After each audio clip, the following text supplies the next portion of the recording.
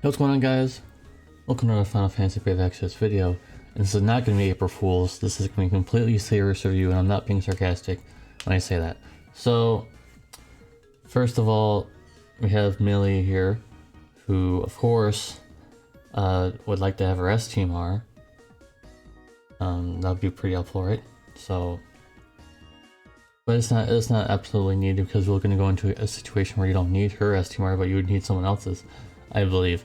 So, anyways, so she has infinite turns, which is always a good thing. 75% magical mitigation plus 90% for herself, but the 75% is for everybody on a cooldown. She is focused on being a magical tank that can do elemental resist buffing and some HP regen. Like on the next turn, she gives some HP regen over time and stuff like that. So it's different, I'll say that. 100% chance to counter, so she has a chance of countering. It's originally a 40% chance to counter for 5% HP for everybody, and also 100% LB fill rate buff for everybody as well. So with 100% chance of countering now, it doesn't matter if it's 40% because it'll counter every time she gets hit.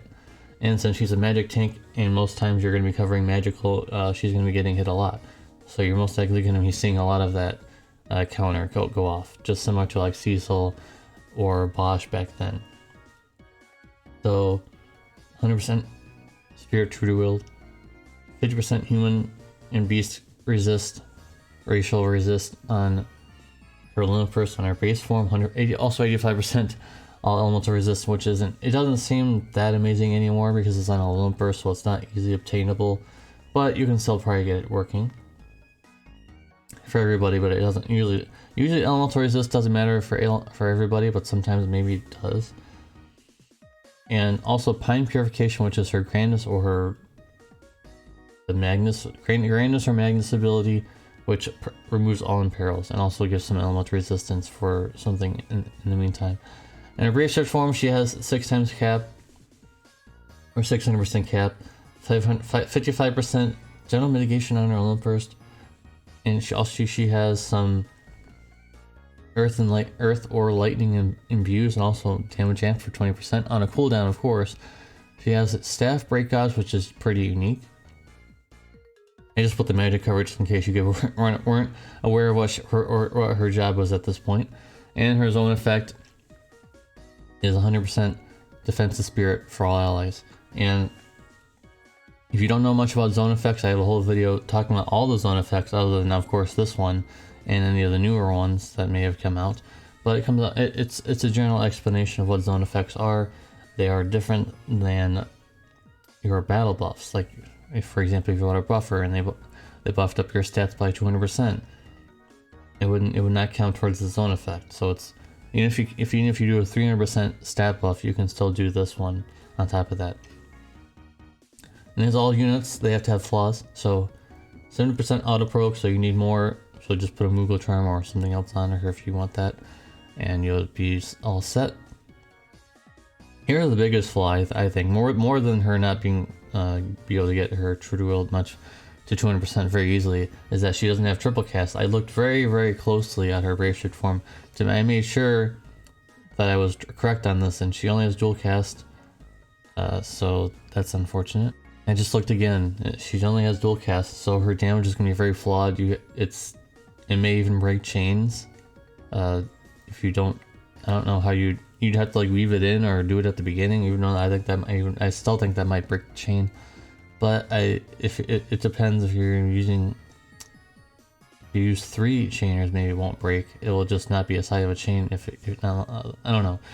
It's very awkward that she's trying to be a damage dealer in her Brave Shift form, but she's kind of like not going to be good at it because she doesn't have triple cast, so she's not going to be able to do very much damage, which is really unfortunate. And so there's that. And also she needs another S-Team-R of that, because she can equip maces. I made sure to check on that. She can equip maces, so her own vision card and the mace, because his S-Teamer gives 75% Spirit True to Wield, and her own vision card gives 25%. So of course that'll give her the full 200%. And also her vision card is really bad, besides the level 10 ability. 10% HP, I mean, it really makes it feel like it's a free weapon, or like a free vision card at those first 2 levels. So really just not very good. And I'm gonna be, I don't know. Finzi exists, we just got Snow if you pull for Snow, and now we have this, and it's just like, why? Who asked? Who asked for this? I don't think anyone asked for this. She's pretty unique, but I just don't think that she's really that interesting. And I've been trying to tell you guys, and I think most people know by now, and if you don't know, Beatrice will be getting the Vision Awakening in the near future, and she is a magic tank in a reissued form, and she's much better and much tankier than this unit. Yes, does not have as much utility, but you don't really need utility when it comes to Beatrice at this point. She gives lots of mitigation, she gives lots of HP barriers. What else do you need at that point? So I don't think Melia is that good.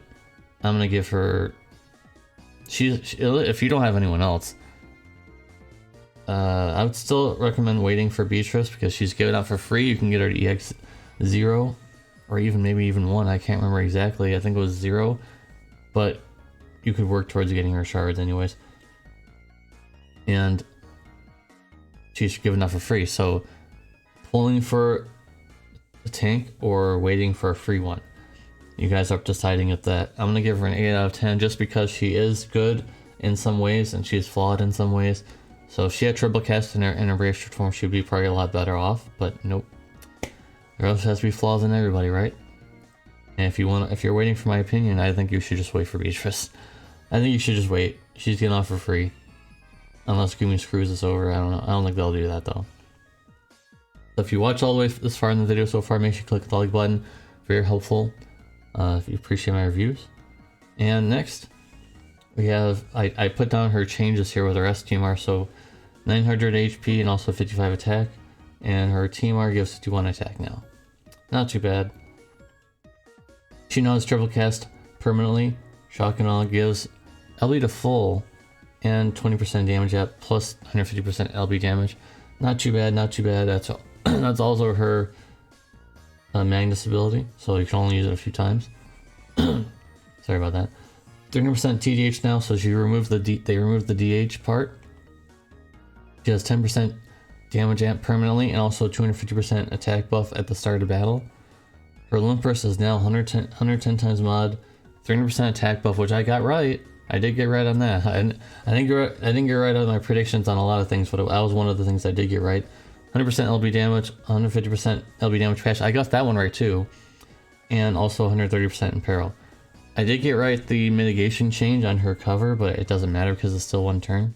So it doesn't matter too much. And she's still stuck in Rework chaining. I think this is just a preference if you guys still like that. I personally would prefer if you got 24 hits. So triple cast aim AoE, or I guess Extreme Nova is kind of dead now, so 24 hits would have been really nice to have. So Aurora chaining, I don't know. I guess it's up to her. I personally don't like it, but if you guys like it, that's fine. And her ability mods are still much below even like the oldest Neo Vision units. So nothing that special. And she also doesn't have the 5 times 500% cap. So even if you equipped Lightning's S-Team on her, if you even found room, she would only have 5 times cap. She would not have 6 times. That would have been a nice little change. So I don't know how to score her because she's not really a new unit. She just got revamped a little bit. So she's like, I would say that she's usable in some situations and cases, but other than that, not really. Like if you have Neo Vision units already, why would you use her unless you liked her? And I guess that's all the down to it. I guess if you liked using Esther, then you probably will use her, regardless of what I'm saying here. So I think that she's propped up a little bit, but I think it was not enough. I think that her Olympus her chaining needed to be changed so she could chain with other people. Now she can only chain with herself, basically, still. Unless you just want to use her, ground moves, the Rolting Strike and whatnot. So that's going to be it for the review, guys. Thank you guys for watching. Make sure you click the like button again. Remember, like I said, it really helps out. You guys have no idea how much the like button clicking really helps out. Or if you want to dislike it because I said something mean about Esther, I guess. But I was trying to be honest. And if you watch all the way to the very end of this video, well, just type in anything you want. April Fool's jokes or anything you want to type in the comment section down below. I appreciate you. I always read all the comment section. I always read them all. So if you think that your comment's not going to be seen, I will see it. If I don't respond to it right away, I'll try to respond as much as I can. Anyways, guys, thank you guys for watching. Make sure you click that subscribe button if you're new around here, because I do reviews like this all the time. Hit that notification bell because you'll be able to see all these kind of videos ahead of time. And if you want to subscribe to being a member to the channel, make sure you click that join button to find out more. It helps support the channel. Thank you guys for watching again, and I'll see you guys in the next one. Peace.